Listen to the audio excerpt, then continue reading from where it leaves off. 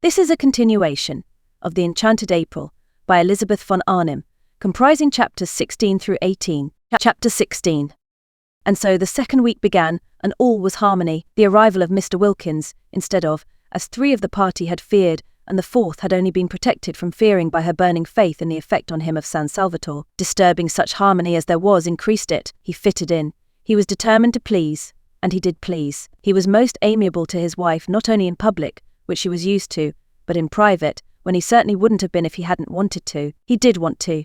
He was so much obliged to her, so much pleased with her, for making him acquainted with Lady Caroline, that he felt really fond of her. Also proud, for there must be, he reflected, a good deal more in her than he had supposed, for Lady Caroline to have become so intimate with her, and so affectionate. And the more he treated her as though she were really very nice, the more Lottie expanded and became really very nice, and the more he, affected in his turn, became really very nice himself, so that they went round and round, not in a vicious, but in a highly virtuous circle. Positively for him, Mellish petted her. There was at no time much pet in Mellish, because he was by nature a cool man, yet such was the influence on him of, as Lottie supposed, San Salvatore, that in this second week he sometimes pinched both her ears, one after the other, instead of only one, and Lottie, marvelling at such rapidly developing affectionateness, wondered what he would do. Should he continue at this rate, in the 3rd week, when her supply of ears would have come to an end? He was particularly nice about the washstand, and genuinely desirous of not taking up too much of the space in the small bedroom. Quick to respond, Lottie was even more desirous not to be in his way, and the room became the scene of many an affectionate combat degenericide, each of which left them more pleased with each other than ever. He did not again have a bath in the bathroom, though it was mended and ready for him, but got up and went down every morning to the sea, and in spite of the cool nights making the water cold early, had his dip as a man should, and came up to breakfast rubbing his hands and feeling, as he told Mrs. Fisher, prepared for anything. Lottie's belief in the irresistible influence of the heavenly atmosphere of San Salvatore being thus obviously justified, and Mr. Wilkins, whom Rose knew as alarming and Scrap had pictured as icily unkind, being so evidently a changed man, both Rose and Scrap began to think there might after all be something in what Lottie insisted on, and that San Salvatore did work purgingly on the character. They were the more inclined to think so, in that they too felt a working going on inside themselves. They felt more cleared, both of them, that second week Scrap in her thoughts, many of which were now quite nice thoughts, real amiable ones about her parents and relations, with a glimmer in them of recognition of the extraordinary benefits she had received at the hands of what? Fate? Providence? Anyhow, of something, and of how, having received them, she had misused them by failing to be happy, and Rose in her bosom, which though it still yearned to some purpose, for she was reaching the conclusion that merely inactively to yearn was no use at all, and that she must either by some means stop her yearning, or give it at least a chance remote, but still a chance of being quieted by writing to Frederick, and asking him to come out.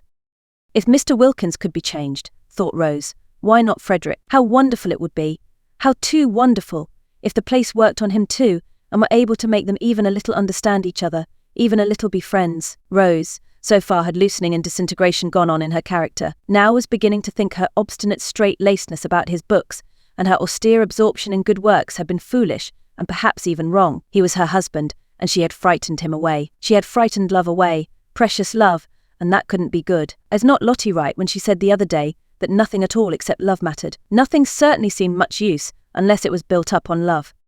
But once frightened away, could it ever come back? Yes, it might in that beauty, it might in the atmosphere of happiness Lottie and San Salvatore seemed between them to spread round like some divine infection.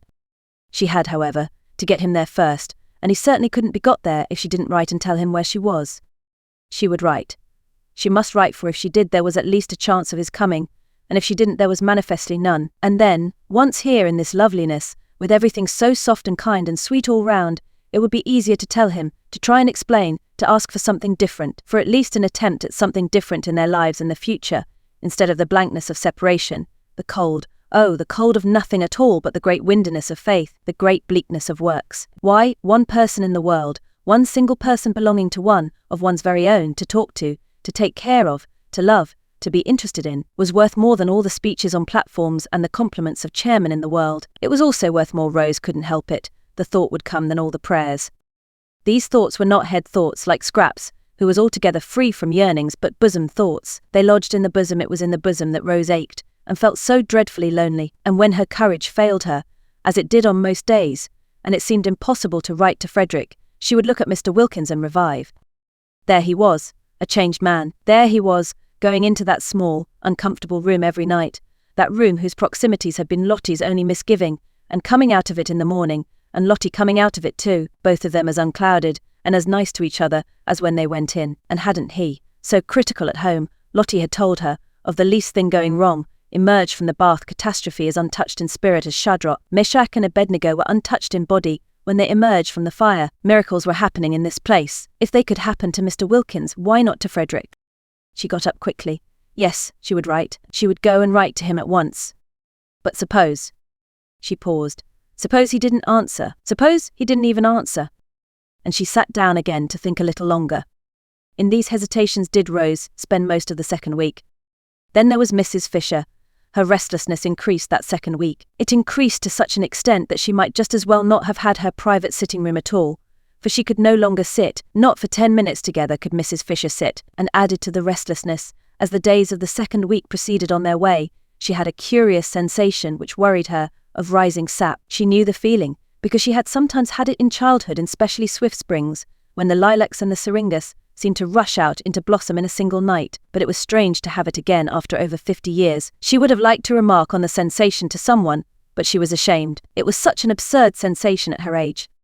Yet oftener and oftener, and every day more and more, did Mrs. Fisher have a ridiculous feeling, as if she were presently going to burgeon. Sternly she tried to frown the unseemly sensation down. Burgeon, indeed. She had heard of dried staffs, pieces of mere dead wood, suddenly putting forth fresh leaves, but only in legend. She was not in legend. She knew perfectly what was due to herself. Dignity demanded that she should have nothing to do with fresh leaves at her age, and yet there, it was the feeling that presently, that at any moment now, she might crop out all green. Mrs. Fisher was upset. There were many things she disliked more than anything else, and one was when the elderly imagined they felt young and behaved accordingly. Of course they only imagined it. They were only deceiving themselves, but how deplorable were the results. She herself had grown old as people should grow old steadily and firmly. No interruptions, no belated afterglows and spasmodic returns. If, after all these years, she were now going to be deluded into some sort of unsuitable breaking out, how humiliating. Indeed, she was thankful that second week that Kate Lumley was not there. It would be most unpleasant should anything different occur in her behaviour, to have Kate looking on. Kate had known her all her life. She felt she could let herself go here. Mrs. Fisher frowned at the book she was vainly trying to concentrate on, for where did that expression come from? Much less painfully before strangers than before an old friend. Old friends, reflected Mrs. Fisher, who hoped she was reading, compare one constantly with what one used to be. They are always doing it if one develops. They are surprised at development. They hark back, they expect motionlessness after, say, 50 to the end of one's days. That, thought Mrs. Fisher, her eyes going steadily line by line down the page, and not a word of it getting through into her consciousness, is foolish of friends. It is condemning one to a premature death. One should continue, of course, with dignity to develop, however old one may be. She had nothing against developing, against further ripeness, because as long as one was alive one was not dead, obviously, decided Mrs. Fisher, and development, change, ripening were life. What she would dislike would be unripening, going back to something green. She would dislike it intensely, and this is what she felt she was on the brink of doing. Naturally it made her very uneasy, and only in constant movement could she find distraction. Increasingly restless and no longer able to confine herself to her battlements, she wandered more and more frequently, and also aimlessly, in and out of the top garden, to the growing surprise of Scrap, especially when she found that all Mrs. Fisher did was to stare for a few minutes at the view, pick a few dead leaves off the rose bushes, and go away again. In Mr. Wilkins's conversation she found temporary relief, but though he joined her whenever he could he was not always there, for he spread his attentions judiciously among the three ladies, and when he was somewhere else she had to face and manage her thoughts as best she could by herself. Perhaps it was the excess of light and colour at San Salvatore, which made every other place seem dark and black, and Prince of Wales Terrace did seem a very dark black spot to have to go back to a dark, narrow street, and her house dark and narrow as the street, with nothing really living or young in it. The goldfish could hardly be called living, or at most not more than half living, and were certainly not young, and except for them there were only the maids, and they were dusty old things. Dusty old things. Mrs. Fisher paused in her thoughts, arrested by the strange expression. Where had it come from? How was it possible for it to come at all? It might have been one of Mrs. Wilkins's, in its levity, its almost slang. Perhaps it was one of hers, and she had heard her say it and unconsciously caught it from her.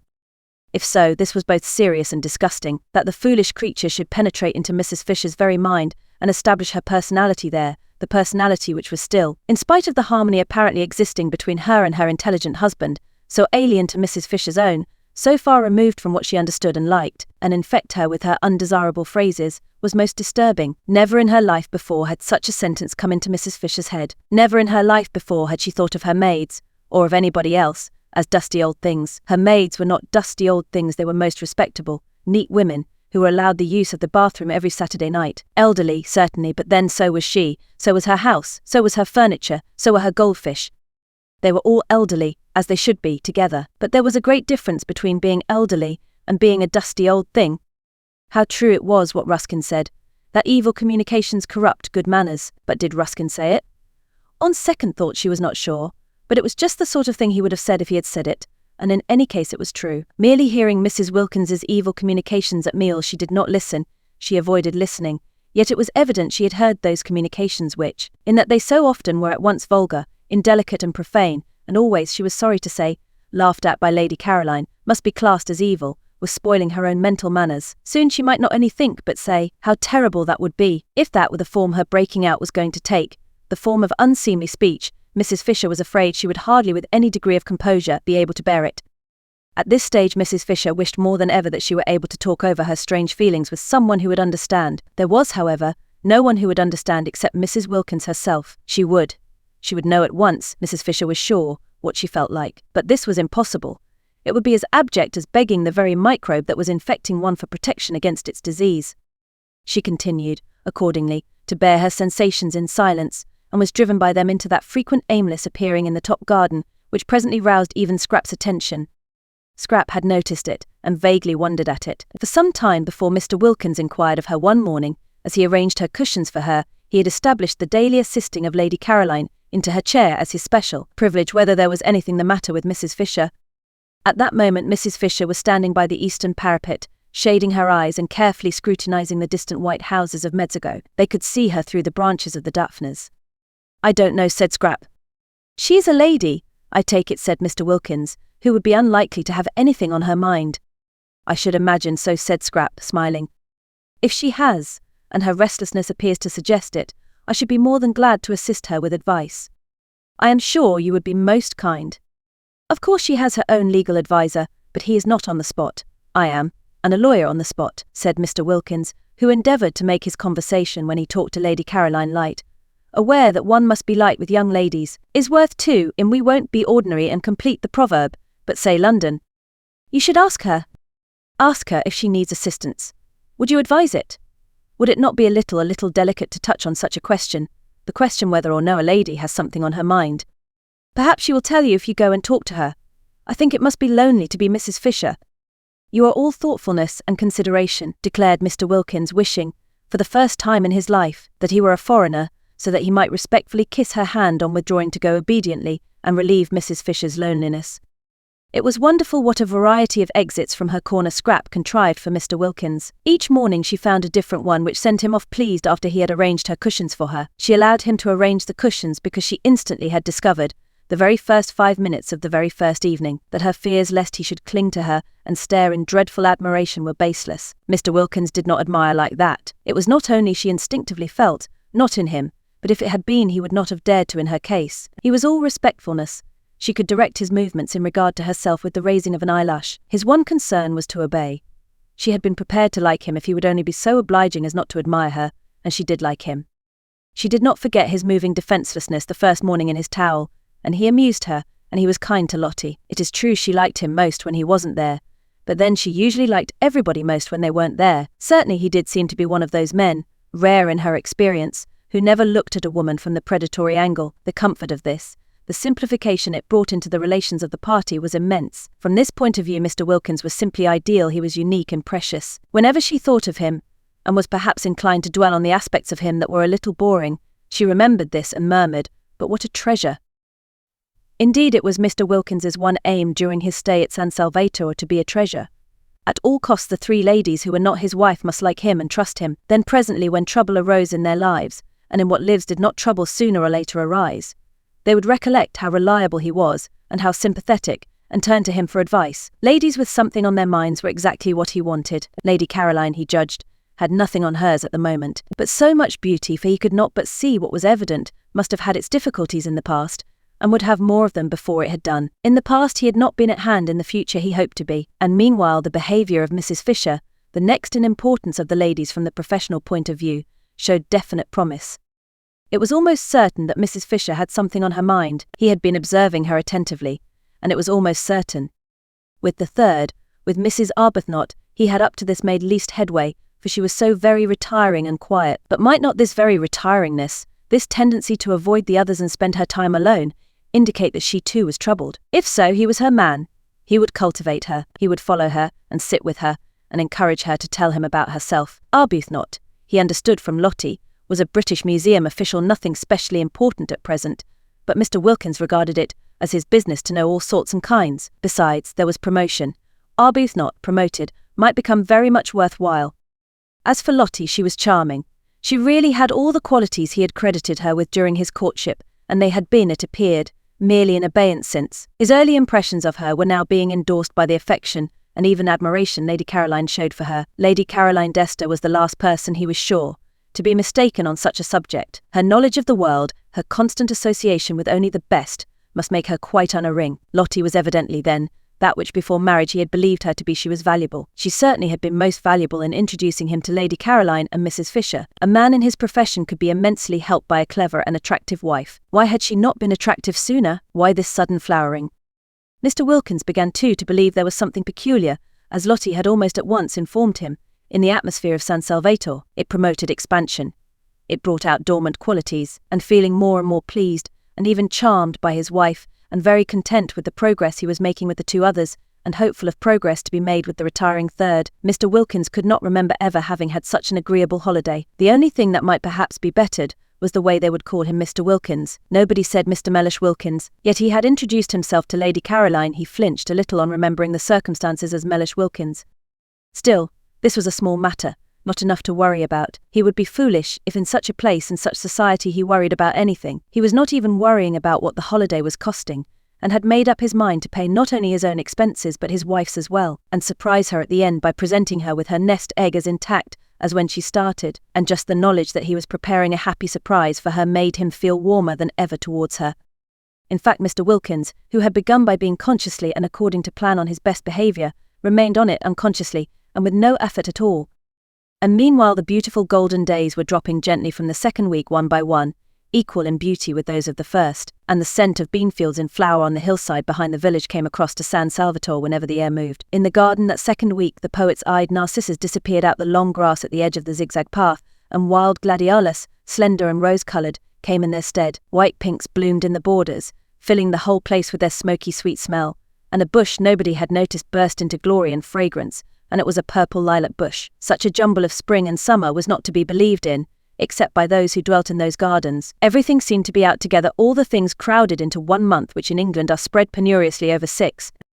Even primroses were found one day by Mrs. Wilkins in a cold corner up in the hills, and when she brought them down to the geraniums and heliotrope of San Salvatore they looked quite shy. Chapter 17. On the first day of the third week Rose wrote to Frederick. In case she should again hesitate, and not post the letter, she gave it to Domenico to post for. If she did not write now there would be no time left at all. Half the month at San Salvatore was over. Even if Frederick started directly he got the letter, which of course he wouldn't be able to do, what with packing and passport, besides not being in a hurry to come, he couldn't arrive for 5 days. Having done it, Rose wished she hadn't. He wouldn't come. He wouldn't bother to answer, and if he did answer, it would just be giving some reason which was not true, and about being too busy to get away, and all that had been got by writing to him would be that she would be more unhappy than before. What things one did when one was idle. This resurrection of Frederick, or rather this attempt to resurrect him, what was it but the result of having nothing whatever to do? She wished she had never come away on a holiday. What did she want with holidays? Work was her salvation. Work was the only thing that protected one, that kept one steady and one's values true. At home in Hampstead, absorbed and busy, she had managed to get over Frederick, thinking of him latterly only with the gentle melancholy with which one thinks of someone once loved but long since dead, and now this place, idleness in this soft place, had thrown her back to the wretched state she had climbed so carefully out of years ago. Why, if Frederick did come she would only bore him. Hadn't she seen in a flash quite soon after getting to San Salvatore that that was really what kept him away from her? And why should she suppose that now, after such a long estrangement, she would be able not to bore him, be able to do anything but stand before him like a tongue-tied idiot, with all the fingers of her spirit turned into thumbs? Besides, what a hopeless position, to have as it were to beseech, please wait a little, please don't be impatient, I think perhaps I shan't be a bore presently. 1,000 times a day, Rose wished she had let Frederick alone. Lottie, who asked her every evening whether she had sent her letter yet, exclaimed with delight when the answer at last was yes, and threw her arms round her. Now we shall be completely happy, cried the enthusiastic Lottie. But nothing seemed less certain to Rose, and her expression became more and more the expression of one who has something on her mind. Mr. Wilkins, wanting to find out what it was, strolled in the sun in his Panama hat, and began to meet her accidentally. I did not know, said Mr. Wilkins the first time, courteously raising his hat, that you two liked this particular spot, and he sat down beside her. In the afternoon she chose another spot, and she had not been in it half an hour before Mr. Wilkins, lightly swinging his cane, came round the corner. We are destined to meet in our rambles, said Mr. Wilkins pleasantly, and he sat down beside her. Mr. Wilkins was very kind, and she had, she saw, misjudged him in Hampstead, and this was the real man, ripened like fruit by the beneficent son of San Salvatore, but Rose did want to be alone. Still, she was grateful to him for proving to her that though she might bore Frederick, she did not bore everybody if she had. He would not have sat talking to her on each occasion till it was time to go in. True, he bored her, but that wasn't anything like so dreadful as if she bored him. Then, indeed, her vanity would have been sadly ruffled. For now that Rose was not able to say her prayers, she was being assailed by every sort of weakness, vanity, sensitiveness, irritability, pugnacity, strange, unfamiliar devils to have coming crowding on one and taking possession of one's swept and empty heart. She had never been vain or irritable or pugnacious in her life before. Could it be that San Salvatore was capable of opposite effects, and the same sun that ripened Mr. Wilkins made her go acid?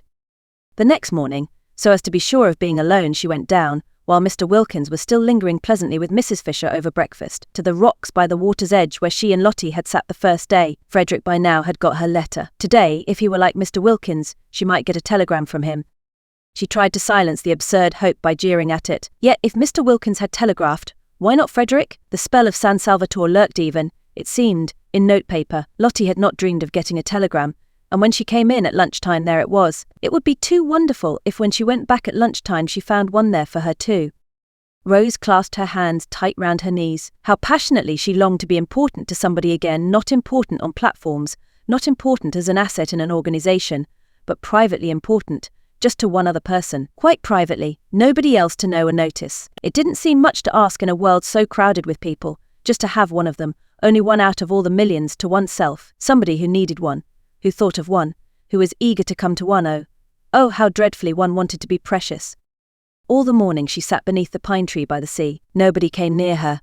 The great hours passed slowly, they seemed enormous, but she wouldn't go up before lunch. She would give the telegram time to arrive.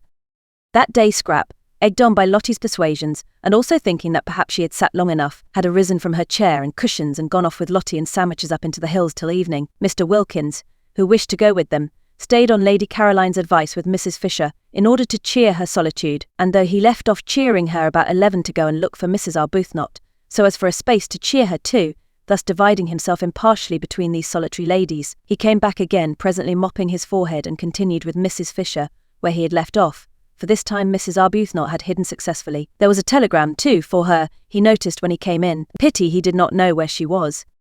Ought we to open it, he said to Mrs. Fisher. No, said Mrs. Fisher. It may require an answer. I don't approve of tampering with other people's correspondence. Tampering, my dear lady. Mr. Wilkins was shocked. Such a word, tampering.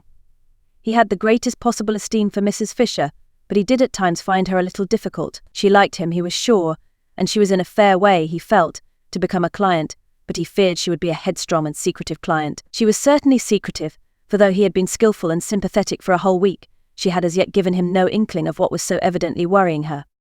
Poor old thing, said Lottie, on his asking her if she perhaps could throw light on Mrs. Fisher's troubles. She hasn't got love.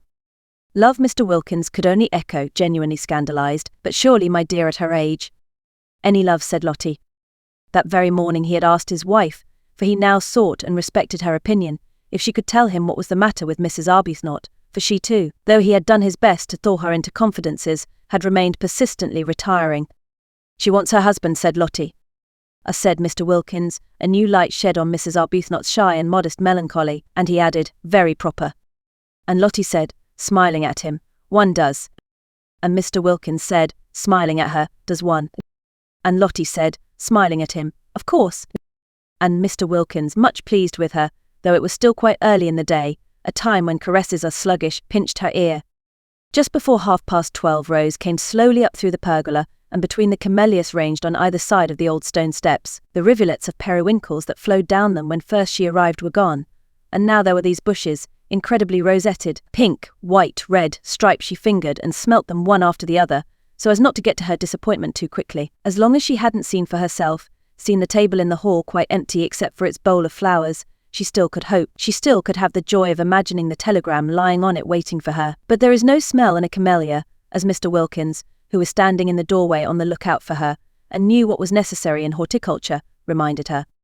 She started at his voice and looked up. "A telegram has come for you," said Mr. Wilkins. She stared at him, her mouth open. "I searched for you everywhere, but failed." Of course, she knew it. She had been sure of it all the time. Bright and burning, youth in that instant flashed down again on Rose. She flew up the steps, red as the camellia she had just been fingering, and was in the hall, and tearing open the telegram before Mr. Wilkins had finished his sentence. Why? But if things could happen like this, why? But there was no end to why. She and Frederick, they were going to be again at last. "No bad news, I trust," said Mr. Wilkins, who had followed her, for when she had read the telegram she stood staring at it, and her face went slowly white, curious to watch how her face went slowly white. She turned and looked at Mr. Wilkins as if trying to remember him. "Oh no, on the contrary." She managed to smile. "I'm going to have a visitor," she said, holding out the telegram, and when he had taken it she walked away towards the dining room, murmuring something about lunch being ready. Mr. Wilkins read the telegram. It had been sent that morning from Mezzago and was, "I'm passing through on way to Rome. May I pay my respects this afternoon? Thomas Briggs."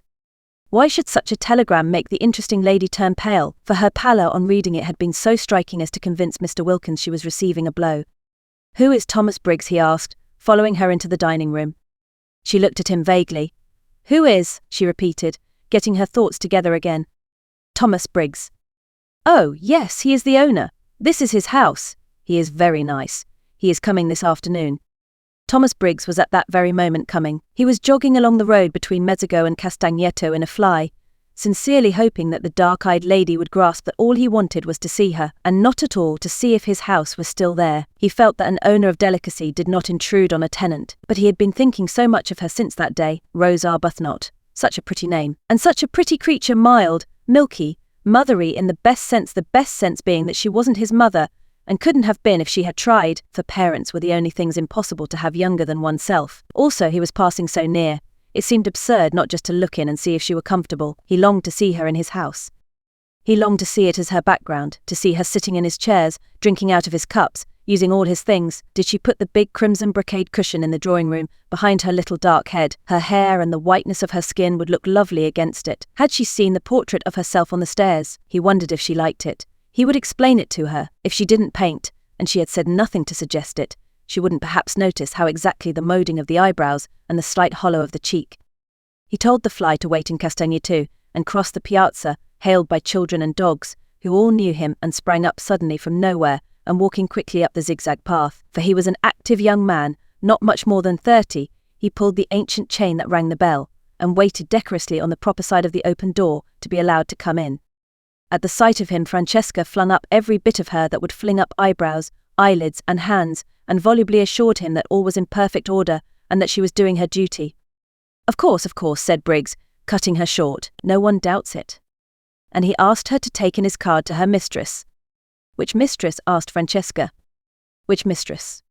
"There are 4, said Francesca, scenting an irregularity on the part of the tenants, for her master looked surprised, and she felt pleased, for life was dull and irregularities helped it along at least a little. 4, he repeated, surprised. "Well, take it to the lot then," he said, recovering himself, for he noticed her expression. Coffee was being drunk in the top garden in the shade of the umbrella pine. Only Mrs. Fisher and Mr. Wilkins were drinking it, for Mrs. Arbuthnot, after eating nothing and being completely silent during lunch, had disappeared immediately afterwards. While Francesca went away into the garden with his card, her master stood examining the picture on the staircase of that Madonna, by an early Italian painter, name unknown, picked up by him at Orvieto, who was so much like his tenant. It really was remarkable, the likeness. Of course his tenant that day in London had had her hat on, but he was pretty sure her hair grew just like that off her forehead. The expression of the eyes, grave and sweet, was exactly the same. He rejoiced to think that he would always have her portrait. He looked up at the sound of footsteps, and there she was, coming down the stairs just as he had imagined her in that place, dressed in white. She was astonished to see him so soon. She had supposed he would come about tea time. Until then she had meant to sit somewhere out of doors where she could be by herself. He watched her coming down the stairs with the utmost eager interest. In a moment she would be level with her portrait. "It really is extraordinary," said Briggs. "How do you do?" said Rose, intent only on a decent show of welcome. She did not welcome him. He was here, she felt, the telegram bitter in her heart, instead of Frederick doing what she had longed Frederick would do, taking his place. "Just stand still a moment." She obeyed automatically. "Yes, quite astonishing. Do you mind taking off your hat?"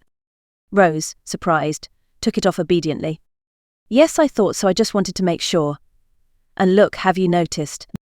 He began to make odd swift passes with his hand over the face in the picture, measuring it, looking from it to her. Rose's surprise became amusement, and she could not help smiling. "Have you come to compare me with my original?" she asked. "You do see how extraordinarily alike. I didn't know I looked so solemn." "You don't. Not now. You did a minute ago, quite as solemn." "Oh yes, how do you do?" he finished suddenly, noticing her outstretched hand, and he laughed and shook it, flushing a trick of his to the roots of his fair hair. Francesca came back. "The Signora Fisher," she said, "will be pleased to see him." "Who is the Signora Fisher?" he asked Rose. "One of the 4 who are sharing your house." "Then there are 4 of you." "Yes. My friend and I found we couldn't afford it by ourselves."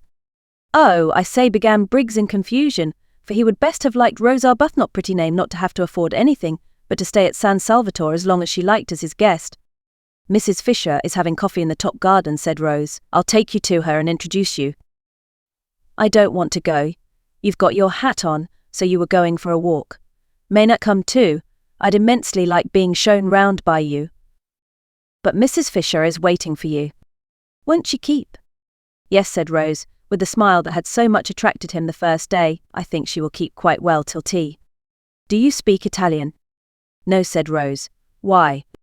On that he turned to Francesca, and told her at a great rate, for in Italian he was glib, to go back to the Signora in the top garden, and tell her he had encountered his old friend the Signora Arbuthnot, and was going for a walk with her, and would present himself to her later. "Do you invite me to tea?" he asked Rose, when Francesca had gone. "Of course. It's your house."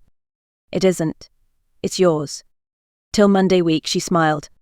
"Come and show me all the views," he said eagerly, and it was plain, even to the self-depreciatory Rose, that she did not bore Mr. Briggs. Chapter 18.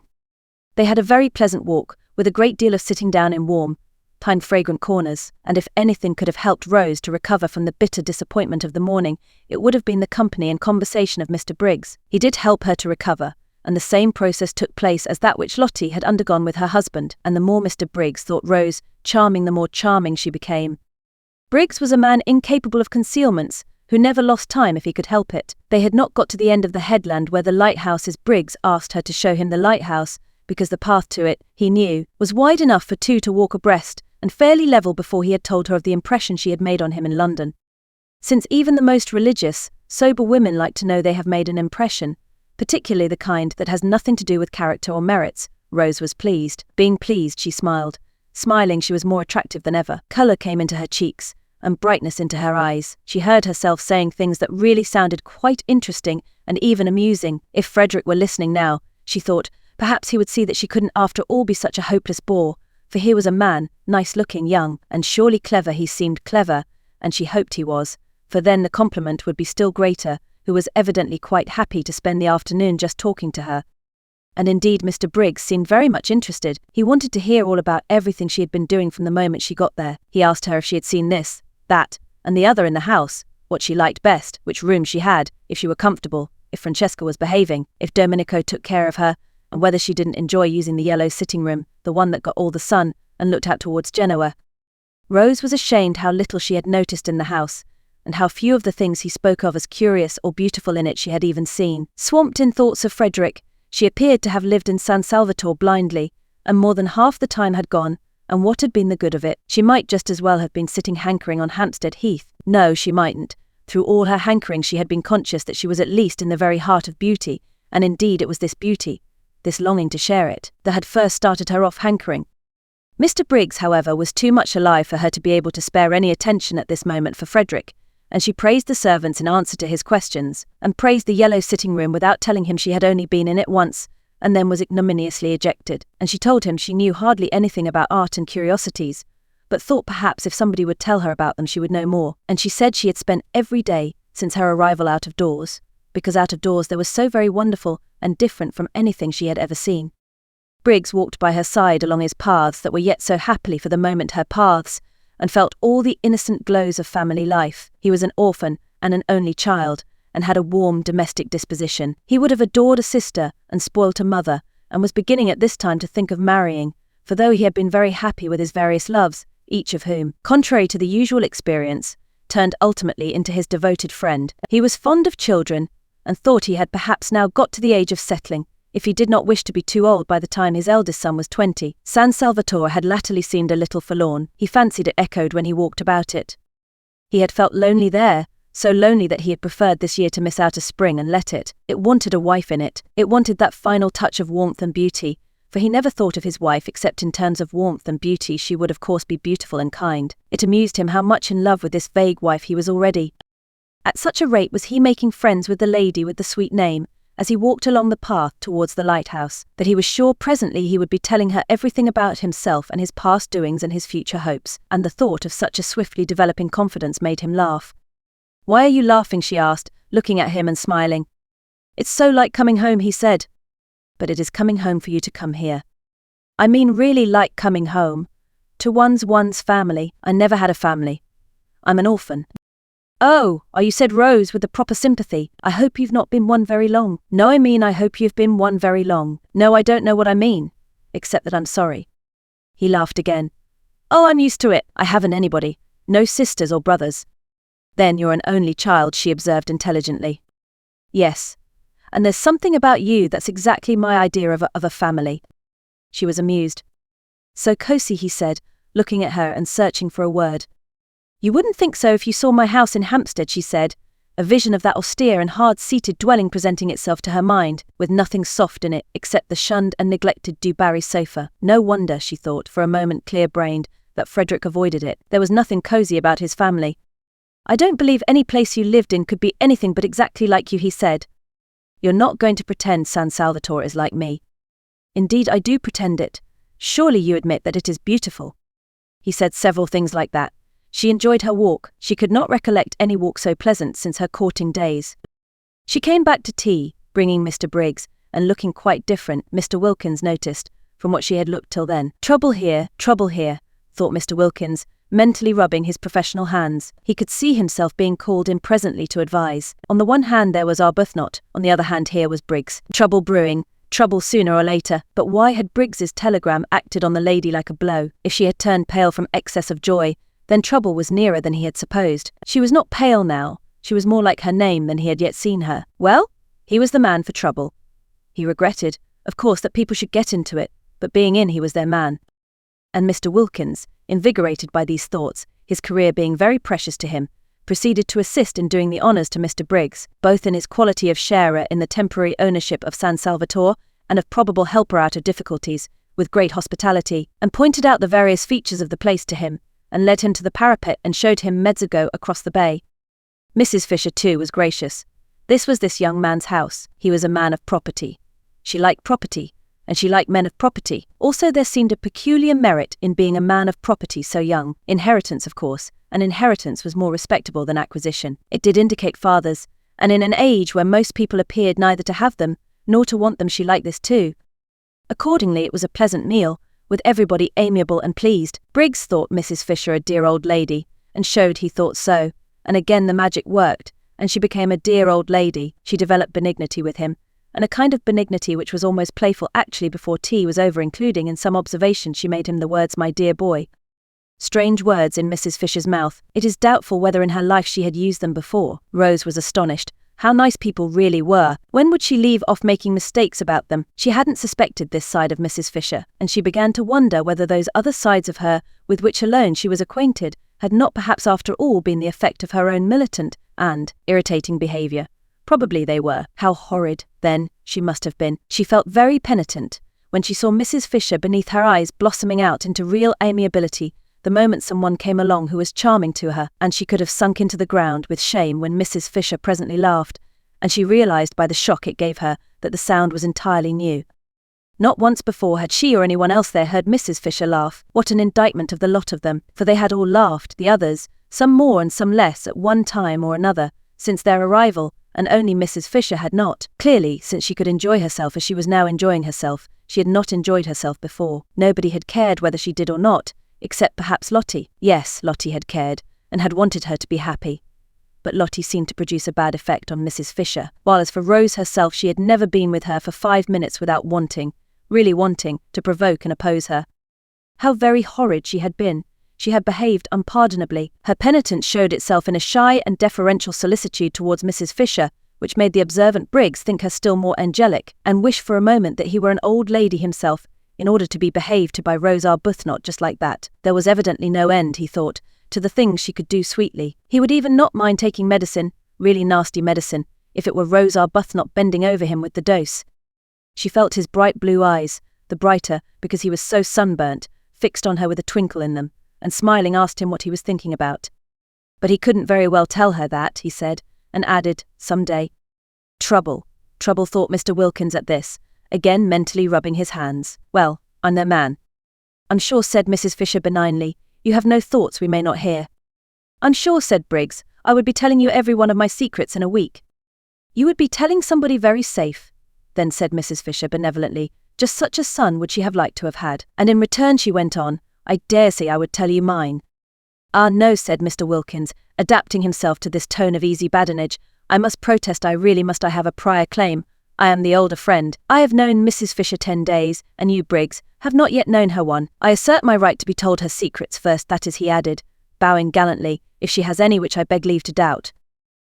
Oh, haven't I, exclaimed Mrs. Fisher, thinking of those green leaves. That she should exclaim at all was surprising, but that she should do it with gaiety was miraculous. Rose could only watch her in wonder. Then I shall worm them out, said Briggs with equal gaiety. They won't need much worming out, said Mrs. Fisher. My difficulty is to keep them from bursting out. It might have been Lottie talking. Mr. Wilkins adjusted the single eyeglass he carried with him for occasions like this, and examined Mrs. Fisher carefully. Rose looked on, unable not to smile too, since Mrs. Fisher seemed so much amused, though Rose did not quite know why, and her smile was a little uncertain, for Mrs. Fisher amused was a new sight, not without its awe-inspiring aspects, and had to be got accustomed to.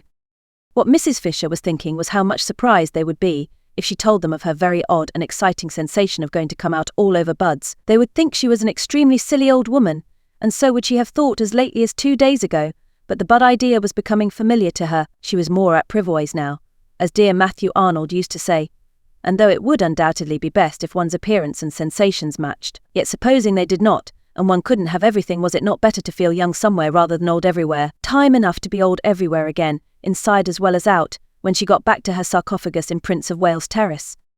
Yet it is probable that without the arrival of Briggs, Mrs. Fisher would have gone on secretly fermenting in her shell. The others only knew her as severe. It would have been more than her dignity could bear suddenly to relax, especially towards the 3 young women. But now came the stranger Briggs, a stranger who at once took to her as no young man had taken to her in her life. And it was the coming of Briggs and his real and manifest appreciation for just such a grandmother, thought Briggs, hungry for home life and its concomitants. Would he have liked to have that released Mrs. Fisher from her shell, and here she was at last, as Lottie had predicted, pleased, good-humoured and benevolent. Lottie, coming back half an hour later from her picnic and following the sound of voices into the top garden in the hope of still finding tea, saw at once what had happened, for Mrs. Fisher at that very moment was laughing. She's burst her cocoon, thought Lottie, and swift as she was in all her movements, and impulsive, and also without any sense of propriety to worry and delay her, she bent over the back of Mrs. Fisher's chair and kissed her. Good gracious, cried Mrs. Fisher, starting violently, for such a thing had not happened to her since Mr. Fisher's earlier days, and then only gingerly. This kiss was a real kiss, and rested on Mrs. Fisher's cheek a moment with a strange, soft sweetness. When she saw whose it was, a deep flush spread over her face. Mrs. Wilkins kissing her, and the kiss feeling so affectionate. Even if she had wanted to, she could not in the presence of the appreciative Mr. Briggs resume her cast-off severity and begin rebuking again, but she did not want to. Was it possible Mrs. Wilkins had liked her all this time, while she had been so much disliking her herself? A queer little trickle of warmth filtered through the frozen defences of Mrs. Fisher's heart. Somebody young kissing her, somebody young wanting to kiss her. Very much flushed, she watched the strange creature. Apparently quite unconscious she had done anything extraordinary, shaking hands with Mr. Briggs, on her husband's introducing him, and immediately embarking on the friendliest conversation with him, exactly as if she had known him all her life. What a strange creature. What a very strange creature. It was natural, she being so strange, that one should have perhaps misjudged her. "I'm sure you want some tea," said Briggs with eager hospitality to Lottie. He thought her delightful, freckles, picnic untidiness and all. Just such a sister, would he? "This is cold," he said, feeling the teapot. "I'll tell Francesca to make you some fresh." He broke off and blushed. "Aren't I forgetting myself?" he said, laughing and looking round at them. Very natural, Mr. Wilkins reassured him. "I'll go and tell Francesca," said Rose, getting up. No, said Briggs. "Don't go away," and he put his hands to his mouth and shouted. "Francesca," shouted Briggs. She came running. No summons in their experience had been answered by her with such celerity. Her master's voice, remarked Mr. Wilkins aptly, he considered. "Make fresh tea," ordered Briggs in Italian. Quick, and then remembering himself he blushed again, and begged everybody's pardon. Very natural, Mr. Wilkins reassured him. Briggs then explained to Lottie what he had explained twice already, once to Rose and once to the other two, that he was on his way to Rome, and thought he would get out at Mezzago, and just look in to see if they were comfortable, and continue his journey the next day, staying the night in an hotel at Mezzago. "But how ridiculous," said Lottie. "Of course you must stay here. It's your house. There's Kate Lumley's room," she added, turning to Mrs. Fisher. "You wouldn't mind Mr. Briggs having it for one night? Kate Lumley isn't in it, you know," she said, turning to Briggs again and laughing. And Mrs. Fisher, to her immense surprise, laughed too. She knew that at any other time this remark would have struck her as excessively unseemly, and yet now she only thought it funny.